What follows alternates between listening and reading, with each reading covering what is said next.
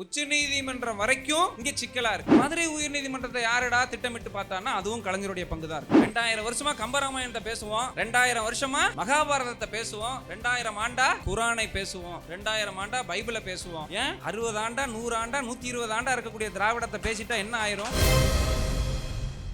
எல்லாருக்கும் வணக்கம். இந்த செய்தியெல்லாம் எங்க இருந்து கிடைச்சது? நல்ல வேலை ஒன்றா சொன்னாங்க, பேச்சாளர்னு சொல்லலை, அந்த வரைக்கும் மகிழ்ச்சி. வைரமுத்தண்ணை பேசின மாதிரி எல்லாம் அல்ல. நான் தொழில்முறை வழக்கறிஞர். அந்த அடிப்படையில் நீங்கள் என்னை எடுத்துக்கிடணும். எல்லாருக்கும் வணக்கம். என்னை கட்டாயப்படுத்தி நான் வரவே மாட்டேன் அப்படின்னு சொன்ன என்னைய தம்பி அமர் தான் கட்டாயப்படுத்தி கூப்பிட்டு வந்தார். இல்லைண்ணே நீங்கள் பண்ணணும் அப்படின்னு சொன்னார். வாசிக்கிறீங்க நிறைய. நான் வரும்போதெல்லாம் என்னைய எந்திரிச்சு போகக்கூடாது, என்னைய விட்டா போதும்னு ஓடுற அளவுக்கு பேசிகிட்டே இருக்கீங்களே, எங்கள் இயக்கத்துக்கு பேசணும், உங்களுடைய கருத்து தேவைப்படுதுன்னு சொன்னார். மறுத்து கட்டாயப்படுத்தினா இந்த அமைப்பு ஏற்றுக்கொண்ட இந்த திராவிட இயக்க தமிழ் பேரவைக்கும் பொறுப்பாளர்களுக்கும் சகோதரர் ரகுவுக்கும் ஒரு வாரத்திற்கு முன்னாடி ஒரு சிறப்பான, அதாவது காதலர் தினம் அன்னைக்கு ஒரு சிறப்பான காதலர் தின கருத்துக்களை பதிவிட்ட அண்ணன் மணிகண்டன் அவர்களுக்கும், பொது சமூக ஊடகத்தில் பதிவிட்ட அண்ணன் மணிகண்டனுக்கும் எல்லாருக்கும் வணக்கம். நாம் இன்னைக்கு பேச போகிற புத்தகம் திரும்ப திரும்ப திராவிடம் பேசுவோம். முகநூலில் நான் முந்தா நாள் பதிவிட்டேன். சாயங்காலம் அமர் அனுப்பிட்டார், இப்படி ஒரு அழைப்பிதழ் இருக்குன்னு அப்படின்னு. நான் என் முகநூலில் பதிவிட்டேன். நேற்று காலையில் பார்க்கும்போது ஒரு பதிவு வருது, அதில் ஒரு கமெண்ட் இருக்குது. திரும்ப திரும்ப பேசுகிறதுல அதில் என்ன இருக்குது? இதுதான் அந்த கமெண்ட். இப்பவும் இருக்குது, வேணால் பார்த்துக்கலாம். திரும்ப திரும்ப பேசுகிறதுல அதில் என்ன இருக்குது? இதுதான் அந்த கேள்வி. திரும்ப திரும்ப திராவிடத்தை பேசுவதில்னு திராவிடம் அங்கே உச்சரிக்கப்படலை. அங்கே அந்த வார்த்தை கூட சிக்கலாக இருக்குது. அதில் என்ன இருக்குங்கிற அப்படித்தான் ஒரு அக்ரிணையாகத்தான் பார்க்கப்படுறதா நான் புரிஞ்சுக்கிறேன். அவர் எனக்கு நெருங்கிய நண்பர். சட்டக்கல்லூரியில், அரசு சட்டக்கல்லூரியில் படித்தவர், அரசு மாணவர் விடுதியில் படித்தவர், தங்கியிருந்தவர். அதாவது அரசு உருவாக்கிய டிஎன்பிசின்னு சொல்லக்கூடிய தமிழ்நாடு அரசு தேர்வாணையர் ஆணையத்தில் தேர்வு எழுதினவர். அதில் தேர்ச்சி பெற்று இன்னைக்கு தமிழ்நாடு அரசு ஒரு பொறுப்பில் முக்கியமான ஒரு அதிகாரத்தில் இருக்கிறவர். அவரே இப்படி கேட்க முடியும் அப்படின்னா நாம் இன்னும் பரவலாக போய் சேரலை. இன்னும் கூடுதலாக, அதாவது வென்றெடுக்கிறதுக்கு பெரிய வலு வேணும். எண்ணிக்கை மட்டும் அல்ல, ஆனால் எண்ணிக்கையும் இங்கே தேவைப்படுது. அப்போ இன்னும் கூடுதலாக விரிவாக பேச வேண்டிய தேவை இருக்குது. ஒரு நடிகர் வந்தால் அந்த நடிகர் என்பதற்காகவே உயிரையும் கொடுப்பேன், பிள்ளையும் கொடுப்பேன், செத்து போனால் அவர் படத்தையும் வச்சுக்கிட்டு சாவேன். எந்த ஊரில், வெளிநாட்டிலிருந்து இந்த ஊருக்கு நான் இறந்தால் எனக்கு கூட திருக்குறளையும் இன்னும் சில தமிழ் புத்தகங்களையும் சேர்த்து புதைங்கன்னு சொன்ன அதே மண்ணில் நம்ம சகோதரனும் சகோதரியும் என்ன சொல்கிறாங்க? நான் இறந்து போனால் இந்த திரைப்பட நடிகருடைய இப்படி சூழலில் அப்போ நம்மளுடைய தேவை இன்னும் இருக்கு, இன்னும் வீரியமாக இறங்கி வேலை பார்க்க வேண்டிய சூழல் இருக்குன்னு தோணுது. அந்த நேரத்தில் நாம் திரும்ப திரும்ப பேசி ஆகணும். நேற்றுக்கு சமூக ஊடகங்கள்லையும் இன்னைக்கு பத்திரிகையிலையும் வந்த ஒரு செய்தி, இலவசங்கள் குறித்து ஒன்று பார்த்துருப்போம். இந்தியாவினுடைய தலைமை நீதிபதி பேசுகிறார். என்ன பேசுகிறார் அப்படின்னா, எல்லாரும் பார்த்துருப்போம். சமூக நீதி என்ற பெயரில் உணவு, பேருந்து பயணம், சைக்கிள், ஸ்கூட்டர் என அனைத்தையும் இலவசமாக கொடுக்கிறீர்கள். அனைத்தும் இலவசமாக கிடைத்துவிட்டால் மக்கள் எதற்காக வேலைக்கு செல்ல வேண்டும்? இது என்ன வழக்கு, என்ன அதெல்லாம் அப்புறம். இந்த கேள்வி எல்லாம் பார்த்தாலே இது யாரை குறித்து கேட்குது இந்த உச்ச நீதிமன்றம் அப்படின்னு நமக்கு வெளிப்படையாக தெரியும். ஆனால் யதார்த்தத்தில் அந்த வழக்குமே தமிழ்நாடு அரசுடைய வழக்கு. தமிழ்நாடு அரசு ஒரு வழக்கு போடுறாங்க. என்ன வழக்குன்னா, 2 மூத்த நீதிபதிகள், கோபால் சுப்பிரமணியன் ஒரு நீதிபதியும், பி வில்சன் சொல்லக்கூடிய நாடாளுமன்ற உறுப்பினரும் மூத்த வழக்கறிஞர் சேர்ந்து ஒரு வழக்கு போடுறாங்க. இப்போ ஒன்றிய அரசு, இப்போ இருக்கக்கூடிய ஒன்றிய அரசு என்ன பண்ணியிருக்காங்கன்னா, 2 ஆண்டுக்கு முன்னாடி எலக்ட்ரிசிட்டி ஆக்ட் அப்படின்னு சொல்லக்கூடிய அந்த மின்சார சட்டத்தில் சில திருத்தங்களை கொண்டு வராங்க. அந்த திருத்தங்களை ரத்து செய்யணும். அந்த ரத்து செய்யலைன்னா எங்களுடைய மாநிலத்தை சேர்ந்த பயனாளிகள், நம்மளை மாதிரி நுகர்வோர், மின்சாரத்தை பயன்படுத்தக்கூடிய மக்கள் அதிகமான கட்டணத்தை செலுத்த வேண்டியிருக்கும். அதனால நாங்கள் இலவசமாக மின்சாரத்தை கொடுக்க போறோம். அதற்கு இது தடையா இருக்குது. இந்த இந்த இந்த பிரிவு, ஒன்றிய அரசு கொண்டு வந்த பிரிவு தடையா இருக்குதுன்னு வழக்கு போடுறாங்க. இந்த வழக்கில் உச்சநீதிமன்றத்தினுடைய தலைமை நீதிபதி, கூடுதலாக 2 நீதிபதி, மொத்தம் 3 பேர் அடங்கிய அந்த ஃபுல் பெஞ்ச் அப்படின்னு சொல்லுவோம். அந்த ஃபுல் பெஞ்ச் என்ன கேட்குது? இப்போ நான் வாசிச்சதையெல்லாம் கேட்குது. இப்போ இதே பெஞ்ச், இதே 3 பேர் அடங்கிய நீதிபதி ஒரு 15 நாளைக்கு முன்னாடி பிப்ரவரி 6ஆம் தேதி இன்னொரு வழக்கை விசாரிக்கிறாங்க. பிரசாந்த் கிஷோர், நமக்கெல்லாம் அறிமுகமான பிரசாந்த் கிஷோர் என்ன பண்றார்? பீகார்ல ஒரு தனி கட்சியை உருவாக்கி இந்த தேர்தலில் நிற்கிறார். கடந்த ஆண்டு நடந்த தேர்தலில் வெற்றி நிற்கிறார். ஒரு தொகுதியை கூட வெற்றி பெறவில்லை, எல்லாருக்கும் தெரியும். அந்த தோத்து போன உடனே அவர் இந்த பிப்ரவரி 6ஆம் தேதி ஒரு வழக்கு போடுறார். அவங்க கட்சி சார்பா உச்ச நீதிமன்றத்துக்கு வருது. அவருடைய வழக்கு என்ன அப்படின்னு பார்த்தீங்கன்னா, பீகாரில் தேர்தல் அறிவிக்கப்பட்ட பிறகு, சட்டமன்ற தேர்தல் பொதுவில் அறிவிக்கப்பட்ட பிறகு, அந்த மாநில அரசு, இப்போது இருக்கக்கூடிய ஒன்றிய அரசோடு கூடிய கூட்டணி அரசு 10,000 ரூபாய் அங்க உள்ள மகளிருக்கெல்லாம் வங்கியில் செலுத்தினார்கள். இது வரைக்கும் அப்படி நடக்கல. அது எதற்காகன்னா, செல்ஃப் எம்ப்ளாய்மெண்ட் அப்படிங்கிறாங்க. சுயதொழிலுக்கும் அல்லது ஏதாவது தொழில் தொடங்குவதற்கு முன்னோட்டமாக ஒரு முன் தொகையாகவும் இதை கொடுக்குறோம் அப்படின்னு அறிவிக்கிறாங்க. இது பெரும் தாக்கத்தை ஏற்படுத்துது. அதன் காரணமாக தான் பீகாரில் இவ்வளவு பெரிய வெற்றியை அவர்கள் பெற்றார்கள். இது ரத்து செய்யப்படணும். இந்த தேர்தலை, இந்த வெற்றியை ரத்து செய்து மீண்டும் தேர்தலை நடத்தணும்னு அவர் பொதுநல வழக்கு. யார்கிட்ட வருது? இப்போ நேற்று தீர்ப்பு கொடுத்த, அல்லது தீர்ப்பு இல்லை, இது ஒரு வாய்மொழியாக சொல்லப்பட்ட ஒரு ஆதங்கம், நீதிபதிக்கு கொடுத்த ஆதங்கம். இதே 3 நீதிபதிகளும் தான் அதையும் விசாரிக்கிறாங்க. அந்த வழக்கில் என்ன சொன்னாங்கன்னா, தேர்தலில் வெற்றி பெறுவதற்கு உங்களுக்கு லாயக்கு இல்லை, போய் மக்களை சந்தித்து வெற்றி பெறுவதற்கான வாய்ப்பை விட்டுட்டு நீதிமன்றத்தை நீங்கள் உங்கள் அரசியலுக்காக பயன்படுத்துகிறீர்கள். இந்த வேலை இங்கே வேண்டாம், கடுமையாக உங்கள் மேலே ஆட்சேபனை செலுத்துகிறோன்னு சொல்லிட்டு அந்த வழக்கை தள்ளுபடி பண்ணி, வேணும்னா நீ விரும்பினா பீகாரில் போய் வழக்கு போட்டுக்கோ. 15 நாள் இடைவெளியில் ஒரே நீதிமன்றம். இப்போ நமக்கு இங்கே பக்கத்தில் இருக்கிறவர், நம்ம ஊர்க்காரர் மட்டுமல்ல, உச்ச நீதிமன்றம் வரைக்கும் இங்கே சிக்கலாக இருக்குது. எப்படிப்பட்ட சிக்கலாக இருக்குது அப்படிங்கிறத பேசுகிறதா இந்த புத்தகம். 21க்கு பிறகு, அதாவது இப்போ இருக்கக்கூடிய திமுக அரசு ஆட்சிக்கு வந்த பிறகு கடந்த 5 ஆண்டுகளில் நடந்ததனுடைய தொகுப்பு தான் இப்போ தோழர் அவர் வைரமுத்து அண்ணன் பேசினது.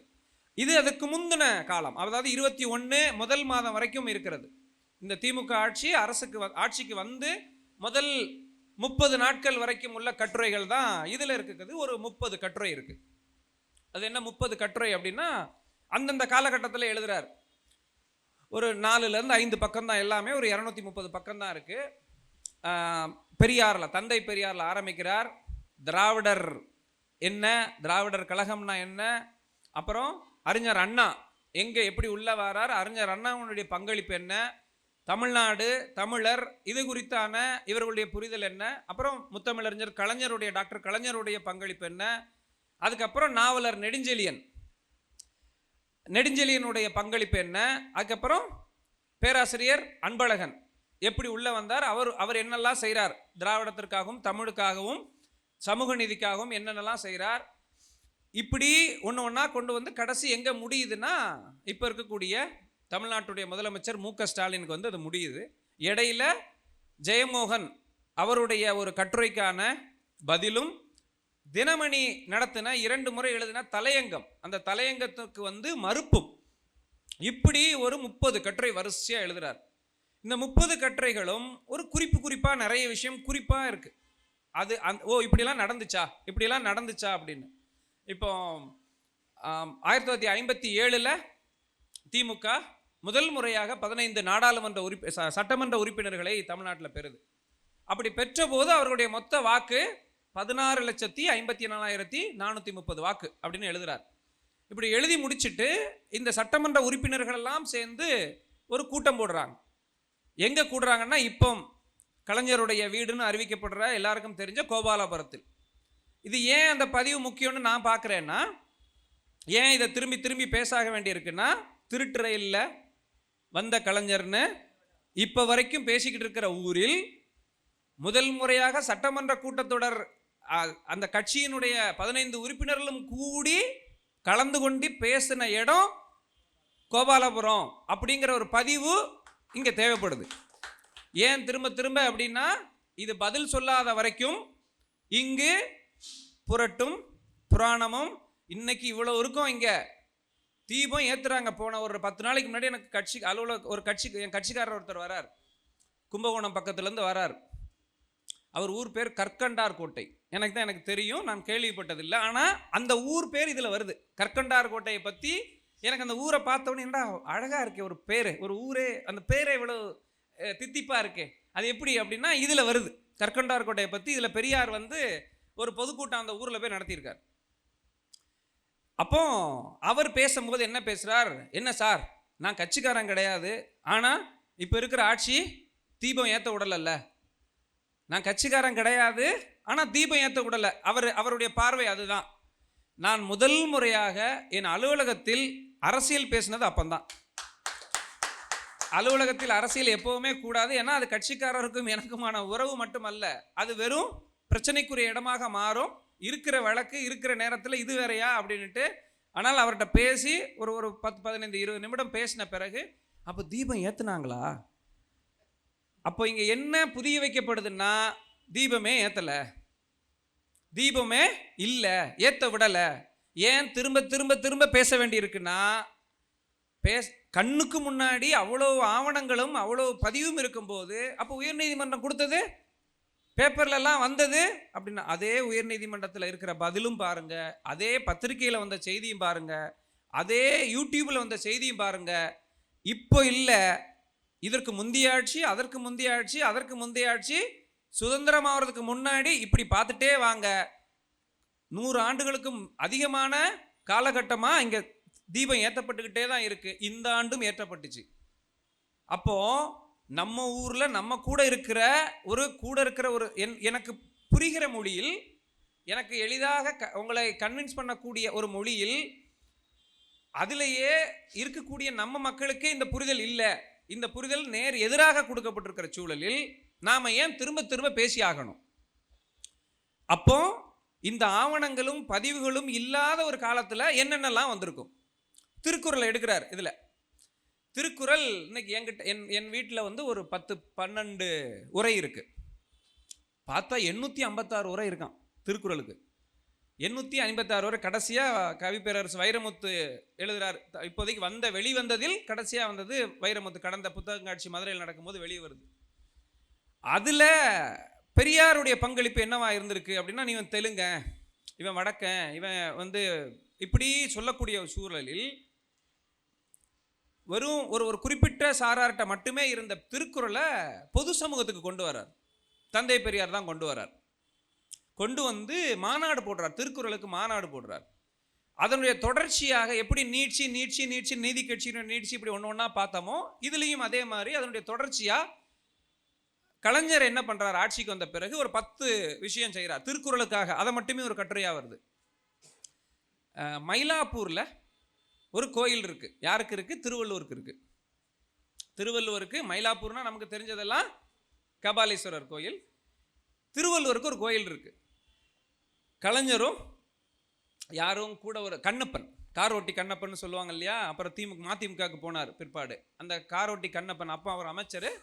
கலைஞரும் சேர்ந்து எங்கே போகிறாங்கன்னா, மயிலைக்கு போய் திருவள்ளுவர் போய் இவங்களுடைய நோக்கம் என்னவா இருந்திருக்குன்னா, ஒரு பெரிய கோயிலாக கட்டணும், திருவள்ளுவருக்கு ஒரு பெரிய பிரம்மாண்டத்தை உருவாக்கணும்னு போகிறாங்க. ஆனால் அந்த இடம் ரொம்ப சின்ன கோயில். அது அதனுடைய ஐயோ ஒன்றும் பண்ண முடியலையேங்கிற ஏக்கத்தில் தான் ஒரு 50 லட்சம் ரூபாயை அப்போமே ஒதுக்கி வள்ளுவர் கோட்டத்தை போய் பெரிய அளவில் பிரம்மாண்டமாக உருவாக்குறாங்க. அந்த பிரம்மாண்டமாக இது 1. அந்த கோயிலை புனரமைக்கிறார். 2, அதுக்கு பிறகு எல்லாருக்கும் தெரிஞ்சது குமரியில் 133 அடிக்கு மிகப்பெரிய இது சிலை வள்ளுவருக்கு. அடுத்தது பேருந்துகளில் இவர் ஒரு முறை பொதுப்பணித்துறை அமைச்சராக இருந்துக்கிட்டே என்ன பண்ணுறார், கூடுதல் பொறுப்பாக போக்குவரத்து துறைக்கும் அமைச்சராகிறார் கலைஞர். ஆகும்போது என்ன பண்ணுறார், அரசு பேருந்துகளில் எல்லாம் திருக்குறளை வைக்கிறார். நக்கலா சட்டமன்றத்தில் நடந்திருக்கு. நாகாக்க அப்படிங்கக்கூடிய ஒரு குறளை சொல்லி இது யாருக்கு அப்படின்னா, அப்போ பதில் நாவு இருக்கக்கூடிய எல்லாருக்கும் காக்கணும் அப்படின்னு தனக்கும் சேர்த்தே சொல்ற மாதிரி அடிச்சிருக்கார். இந்த பொங்கல் விடுமுறை நேரத்தில் யதார்த்தமாக ஒரு காவல்துறை அதிகாரியை சந்திக்கும் போது எங்கள் வீட்டில் எங்களுக்கு ஒன்று கிடைச்சது. மதுரை காவல்துறை கண்காணிப்பாளர் அலுவலகம் மூலமாக இந்த ஆண்டு போடப்பட்ட அவங்களுடைய நாட்காட்டியில் திருக்குறளுக்கு ஒரு விளக்கமும், அந்த 12 அட்டைக்கும் 12 பக்கமும் 12 திருக்குறள் 12 இது. உடனே நான் அப்போவே முகநூலில் பார்த்துட்டு எழுதுனேன், இது நல்லா இருக்கு. ஏன்னா ஒரு குறளை பார்த்துக்கிட்டே இருக்க முடியுது, அந்த குறளுக்கான அர்த்தத்தை தேட முடியுது. இதை அப்போ உயர்நீதிமன்றமும் மாவட்ட நீதிமன்றமும் அரசு அலுவலகங்களும் முடிந்தால் தனியார் நிறுவனங்களும் அவங்க தயாரிக்கக்கூடிய நாட்காட்டிகளில் எல்லாம் இதை மாதிரி திருக்குறளையும் அச்சடிக்கணும். 2026 ஒரு ராபர்ட் திருக்குறள் இப்படி இருக்கணும்னு சொன்னது திடீர்னு வந்தது அல்ல. அதுக்கு வேலை பார்த்தது யாருன்னா ஜியு போப்பில் ஆரம்பித்து பொதுவில் எனக்கு மாதிரி ஆட்களுக்கு 12 பதிப்புரை இருக்கக்கூடிய அளவுக்கு இன்னைக்கு உருவாக்கின ஆள் யாருன்னா தந்தை பெரியாருடைய பங்களிப்பு இருந்திருக்கு. அது ஒரு செய்தி தான். அங்கே ஒரு ஒரு மாநாடு நடத்தினாருங்கிறது ஒரு செய்தி.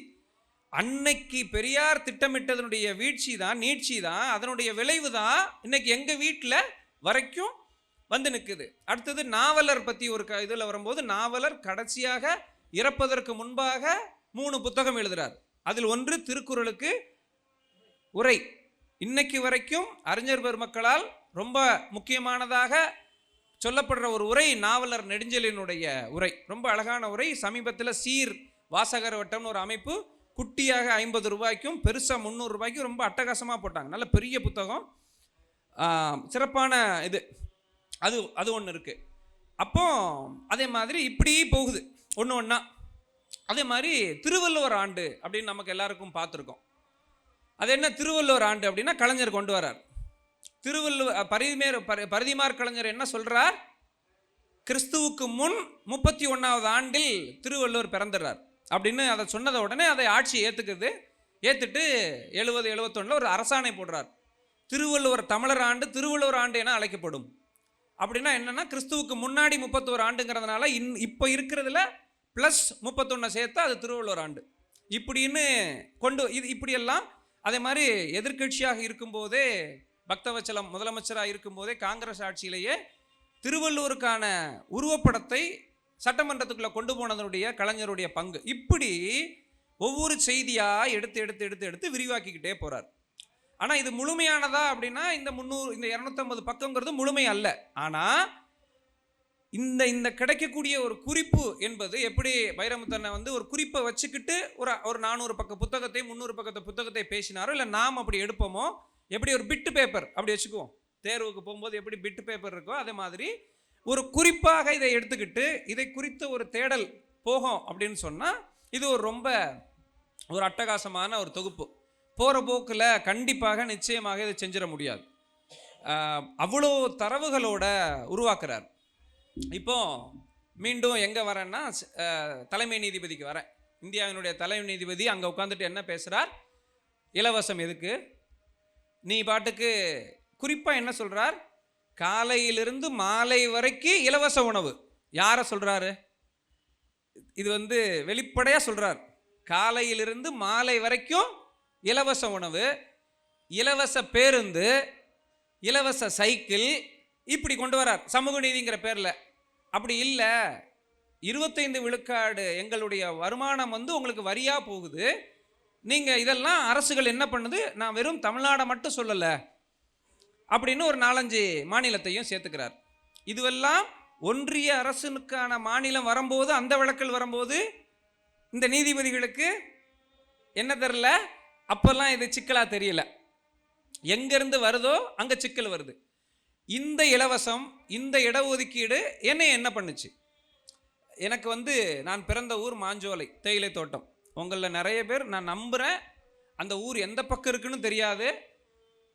அந்த ஊர் வந்திருக்கவும் மாட்டீங்க, தெரிந்திருந்தாலும் வந்திருக்க மாட்டீங்க. அப்படி வந்திருந்தா அரிதிலும் அரிதா 1-2 பேர் அப்படி தான் இருக்க முடியும் இந்த அரங்கத்தில். நான் சொல்கிறேன், நீங்கள் தமிழ்நாடு முழுக்க பயணப்பட்டுக்கிட்டு இருந்தால் கூட. ஆனால் மாஞ்சோலைனா கேள்விப்பட்டிருப்பீங்க. அப்போ ஒரு 4 தலைமுறைக்கு முன்னாடி 1927 அந்த சமயத்தில் எங்கள் அம்மாவுக்கு தாத்தா பாட்டி அவங்க திருநெல்வேலியிலேருந்து கூலியாக அடிமையாக கூட்டிகிட்டு போகிறாங்க. அங்கே வேலைக்கு போகிறாங்க. போய் சம்பாதிக்கலாம், நிறைய வேலை இருக்கும், தினம் வேலை இருக்கும், நிறைய காசு வரும். மேலே சாதி கொடுமை கிடையாது. அவங்க சொல்லி கூட்டிகிட்டு போனது மேலே சாதி கொடுமை கிடையாது. நீ தான் ராஜா, உன்னை யாரும் கேள்வி கேட்க முடியாது, நிறைய சம்பாதிச்சு நீ திருப்பி உங்கள் ஊருக்கு வந்துடலாம். போயிட்டாங்க. போனவுடனே சம்பாதிச்சு திரும்புறது அவங்க நோக்கம். அங்கே போய் கல்யாணம் பண்ணுறாங்க, அங்கே போய் குழந்தை பெற்றுக்கிறாங்க. எங்கள் ஆச்சி தாத்தா அங்கே பிறக்காங்க, எங்கள் அம்மா அப்பா அங்கே பிறக்காங்க. 4வது தலைமுறை நாங்கள் அங்கே பிறக்கிறோம். நாங்கள் தான் முதல் முறையாக படிக்கிறோம். எங்கள் அம்மா அப்பாலாம் படித்தாங்க, 5க்கு மேலே படிக்கலை. அப்போ 5ஆப்பு வரைக்கும் எல்லா ஊர்லேயும் இருக்கணும்னு யாரடா கொண்டு வந்துன்னு தேடுறேன் பின்னாடி. அப்போ தெரியாது, பின்னாடி கலைஞருடைய பங்கு அதுதான். எல்லா ஊர்லேயும் 5 வரைக்கும் இருக்கணும்டாங்கிறாரு. எங்கள் ஊருக்கு எப்போ மின்சாரம் வந்துச்சுன்னு தேடுறேன். அதுவும் கலைஞர் ஆட்சியில் தான் வந்திருக்கு. மலைப்பகுதிக்கு முன்னுரிமை கொடுத்து கொண்டு வந்திருக்கிறார். எங்கள் மாஞ்சோலை பகுதிக்கு மின்சாரம், மாஞ்சோலை மலைப்பகுதிக்கு பேருந்து கொண்டு வந்ததும் கலைஞர் ஆட்சியில் தான் நடந்திருக்கு எங்கள் ஊருக்கு. இந்த பேருந்து வந்த பிறகு எங்கள் வாழ்வில் நிறைய மாற்றம் வருது. நாங்கள் படிக்கிறதுக்காக கீழே இறங்குறோம். 5ஆப்பு தாண்டி 6ஆப்புக்கோ வெளியே வரோம். எங்கள் வீட்டுக்கு கம்பெனி என்ன பேசுதுன்னா, அந்த முதலாளி என்ன பேசுகிறாங்கன்னா, உங்கள் வீட்டில் 4 பிள்ளை இருக்குது, 2 பிள்ளைய படிக்க வை, கடைசி 2 பிள்ளைய படிக்க வை, மூத்த 2 பிள்ளையும் வேலைக்கு அனுப்பு. அப்போ தான் உங்களுக்கு இருக்கக்கூடிய கடன் கஷ்டத்துக்கெல்லாம் அவங்களையெல்லாம் மீட்க முடியும். இது எங்கள் அம்மா அப்பா என்ன தைரியத்தில் முடிவெடுத்தாங்கன்னு தெரியல. முடியவே முடியாது, 4 பிள்ளைகளும் படிக்கட்டும், எங்களோட இந்த வாழ்வு போட்டும் அப்படின்னு முடிவெடுத்தாங்க. ஒருவேளை அன்னைக்கு ஒரு யோசிச்சிருந்தா, நான் 2வது பிள்ளை, எங்கள் அக்கா மூத்தது, நான் 2வது பிள்ளை, இன்னைக்கு தேயிலை காட்டில் ஒரு கூலியா எங்கேயோ ஒரு இடத்துல தான், அதை தாண்டி இருந்திருக்க முடியாது, நிச்சயமாக முடியாது. அப்போ 5 முடித்து எங்கே வரேன்னா, 6ஆப்புக்கு திருநெல்வேலி பாளையங்கோட்டைக்கு வரோம். பாளையங்கோட்டையில் எங்களுக்கு என்னென்னா, மலையிலேருந்து உங்களுக்கு தெரிஞ்சிருக்கும், வால்பாறையோ மூணாரோ சின்னமனூரோ உங்களுக்கெல்லாம் சொந்தம் தெரிஞ்சிருக்கலாம், இல்லை போய் இருந்திருக்கலாம். எங்களுக்கு மலைக்கு போன பிறகு என்ன நடக்கும்னா, தரையில் இருக்கக்கூடிய உறவெல்லாம் அத்து போயிடும். எங்கள் அம்மா அப்பா நினைவு தெரிந்து யார் இறப்புக்கும், யார் கல்யாணத்துக்கும், யார் சடங்குக்கும் மலையிலேருந்து இறங்கினதில்லை. ஏன்னா கீழே இறங்க ஒரு நாள், மேலே ஏற ஒரு நாள் அன்னைக்கு இந்த 3 நாள் கூலி போயிடும். சம்பளம் கிடையாது, கூலி போயிடும். அடுத்தது செலவு, இதுவெல்லாம் அந்த மாதத்தில் கடைசி இடிக்கும். எனக்கு நினைவு தெரிஞ்சு எங்கள் அப்பாவுக்கு நிறைய மாதம் கம்பெனிக்கு காசு கொடுக்குற இடத்துல எங்கள் அப்பாவுக்கு தான் கடன் இருக்கும். இப்படி தான் எழுதியிருக்கும் கடன். அப்பா 15 ரூபா 25 ரூபா கம்பெனிக்கு கொடுக்குற மாதிரி இருக்கும். இதுதான் சூழல். அப்போது எங்களுக்கு ஒரே மாற்று இடம் அரசு மாணவர் விடுதியில் தான் தங்கியாகணும். பிற்படுத்தப்பட்ட ஒரு மாணவர் விடுதி அல்லது ஆதிதிராவிடர் நலத்துறை ஏதாவது ஒரு மாணவர் விடுதியில் தான் தங்கி ஆகணும். ஸோ 6ஆம் வகுப்பிலிருந்து 10ஆம் வகுப்பு வரைக்கும் நான் அரசு மாணவர் விடுதியில் தங்குறேன். எங்கள் அக்கா, நான், என் தம்பி, எங்கள் தங்கையை மட்டும் எங்கேயோ போர்டிங்கில் சேர்த்துட்டோம். ஸ்கூலுக்குள்ளே இருந்த சொல்ல, ஏன்னா கடைசி பிள்ளை செல்லம், ஏதோ ஒன்று எங்கள் அம்மா அப்பா சேர்த்துட்டாங்க. நாங்கள் 3 அரசு மாணவர் விடுதியிலிருந்து தான் தங்குறோம். எங்களுக்கு உணவு, தங்குமிடம், யூனிஃபார்ம், மாதத்துக்கு முடிவெட்டு காசுன்னு தருவாங்க. இப்படி அதில் வாரத்துக்கு ஒரு நாள் முட்டை இருக்கும், ஒரு நாள் சிக்கன் இருக்கும். ஞாயிற்றுக்கிழமை மட்டும் இட்லி இருக்கும், இல்லைன்னா உளுந்தங்களி இருக்கும். உங்களுக்கு இட்லி எப்படின்னு தெரியாது, எனக்கெல்லாம் அது அபூர்வம். இப்போ இல்லை, அப்போ ஏங்கிக்கிட்டு இருந்த நேரம். இட்லி எங்கள் வீட்டில் இருக்குன்னா ஞாயிற்றுக்கிழமை மட்டும்தான். அதுவும் மாதத்துக்கு ஒரு நாள், அல்லது தீபாவளிக்கு போடுற மாதிரியான பண்டமும் கூட நிறைய எங்கள் ஊரில் தீபாவளிக்கு போடுற பண்டம் தான் இட்லி. அப்படி தான் இருக்கும். அப்போ 10 படிக்கிறோம், 11 12 முடிச்சுட்டு திருநெல்வேலியில் ஒரு கல்லூரியில் போய் சேர்றேன். சென்ட் சேவியர்ஸ்னு ஒரு கல்லூரி. அப்படி இருக்கும்போது நுழைவுத் தேர்வு இருக்குது. எங்களோட நிகழ்வுத் தேர்வு முடியுது, என்ட்ரன்ஸ் எக்ஸாம் அதோட முடியுது. 98 மதுரைக்கு வர்றேன். மதுரைக்கும் எங்களுக்கும் எந்த சம்மந்தமும் இல்லை. நான் இன்றைக்கி மதுரையில் இருக்கிறோம், மதுரைக்கு எங்களுக்கு எந்த சம்மந்தமும் இல்லை. நான் நிறைய இடத்துல சொல்லுவேன், மாஞ்சோலைக்கும் மதுரைக்கும் 250 கிலோமீட்டர் தொலைவு. திருநெல்வேலிக்கு ஒரு 150, இங்கேருந்து அங்கேருந்து ஒரு 80லேருந்து 100 கிலோமீட்டர் தான் மலை. அம்பாசமுத்திரம், மணிமுத்தாறு அந்த மலை அணை மேலே இருக்கும். வெறும் 250 கிலோமீட்டர். ஆனால் எங்களுக்கு மாஞ்சோலையிலேருந்து மதுரைக்கு வருவதற்கு 4 தலைமுறை எடுத்திருக்குங்க. நடந்தில்ல, உருண்டு வந்திருந்தா கூட ஒரு 6 மாதத்தில் வந்திருக்கலாம். அப்படி தானே? பழனிக்கு போகிறோம், சபரிமலைக்கு போகிறோம், திருச்செந்தூருக்கு போகிறோம். அதை மாதிரி இது மலையிலேருந்து எளிதாக உருண்டு வந்துடலாம். ஆனால் எங்களுக்கு 4 தலைமுறை எடுத்திருக்கு. 4 தலைமுறையும் 4வது தலைமுறையில் எங்களுக்கு என்ன தேவைப்பட்டுச்சுன்னா, அந்த இலவச தங்குமிடம், இலவச உணவு, இலவச நோட்புக்கு. இலவச நோட்புக் உண்டு எங்களுக்கு.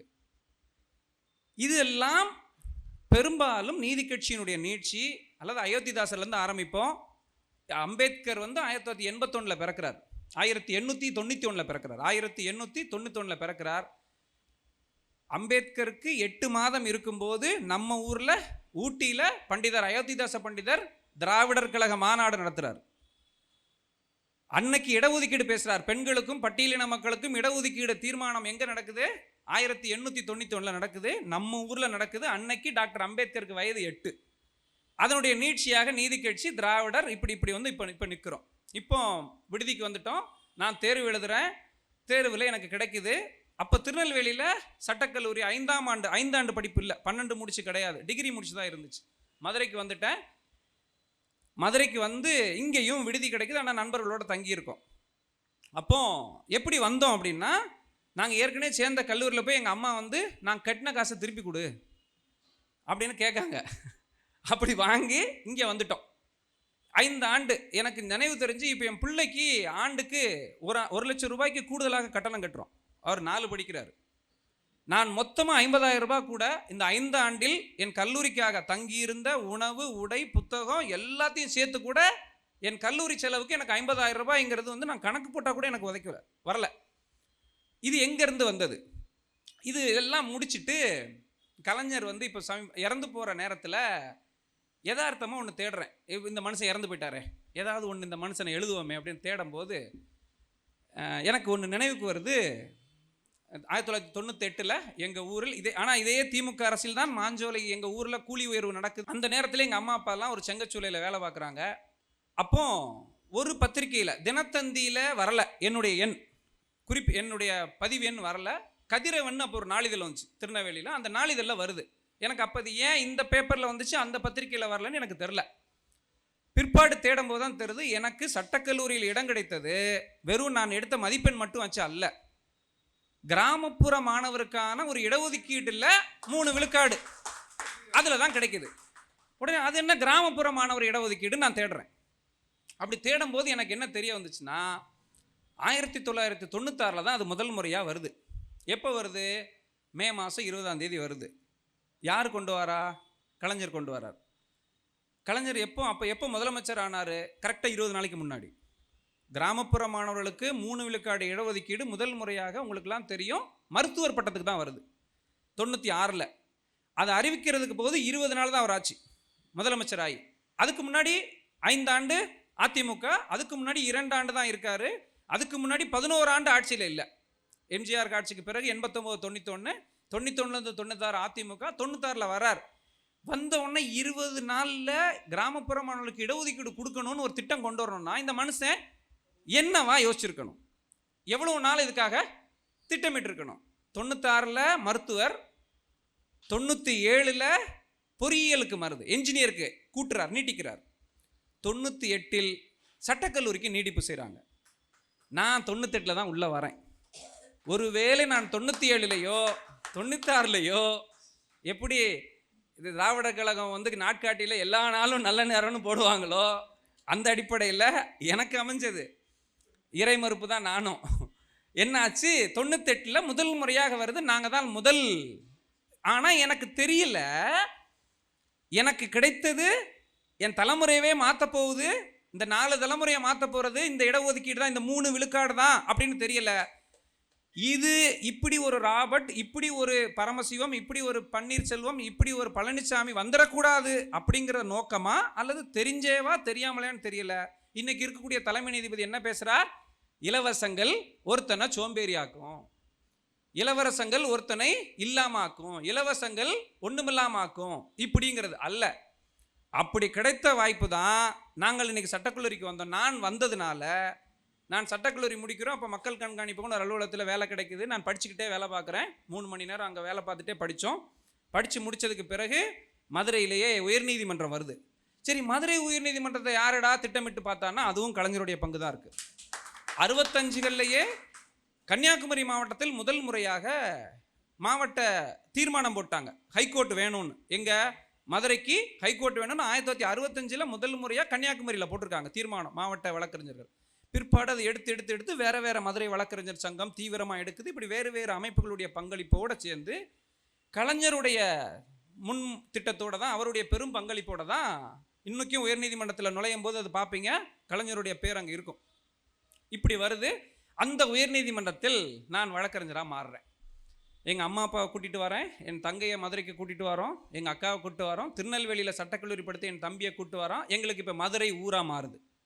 மதுரைக்கும் எங்களுக்கும் எந்த சம்பந்தமும் கிடையாது, எந்த உறவும் இல்லை.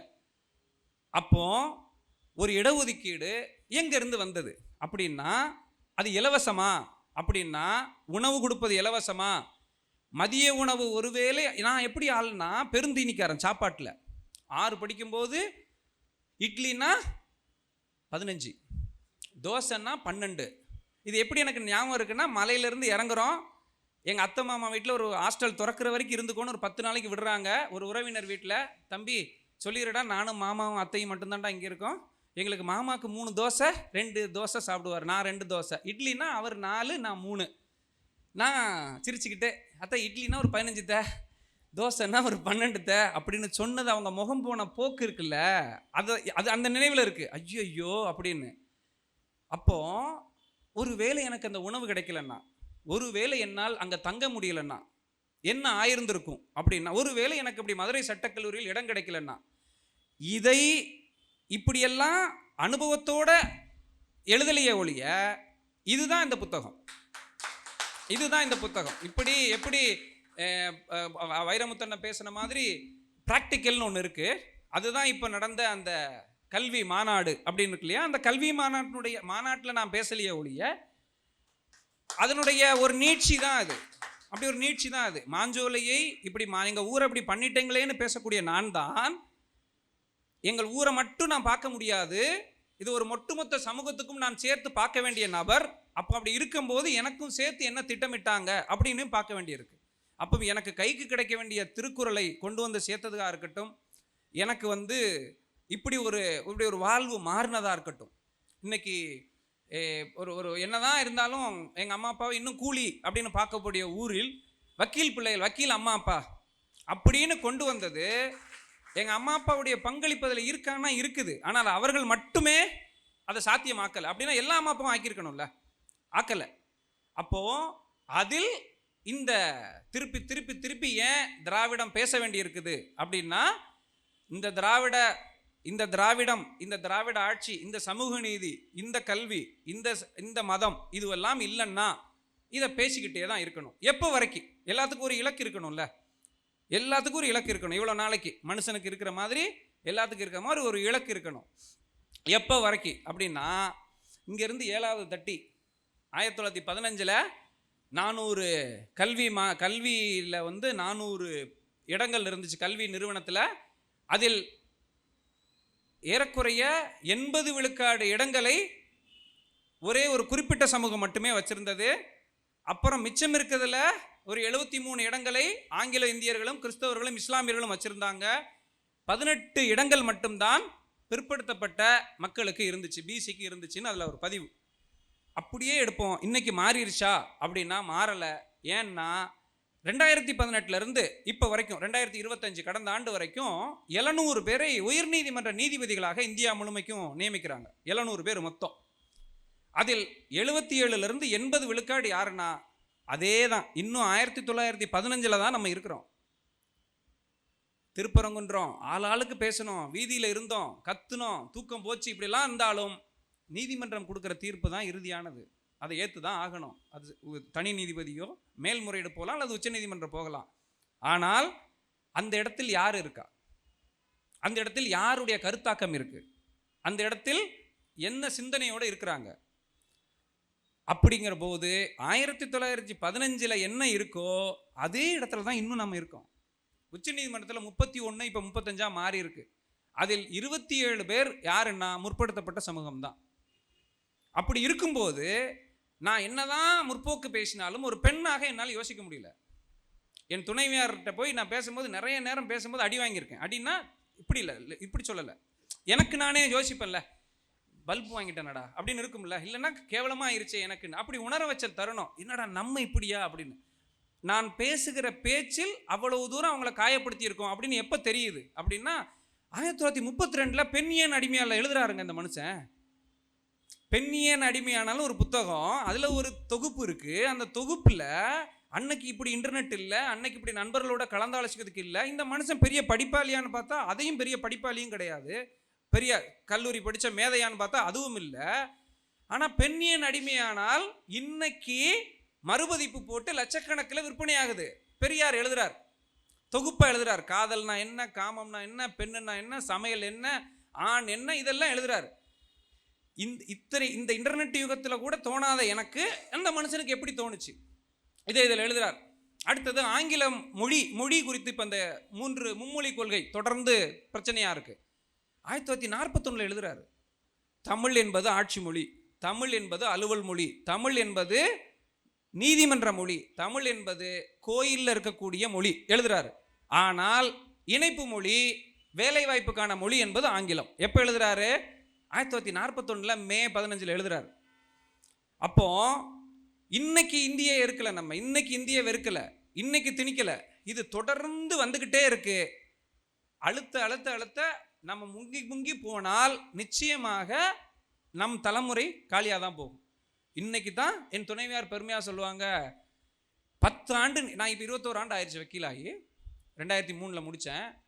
10 ஆண்டா நீ உயர் நீதிமன்றத்தில் தொடர்ந்து ப்ராக்டிஸ் பண்ணிட்ட பாரியா, ஓ லைஃப் டைம் அச்சீவ்மெண்ட் அதும்பாங்க.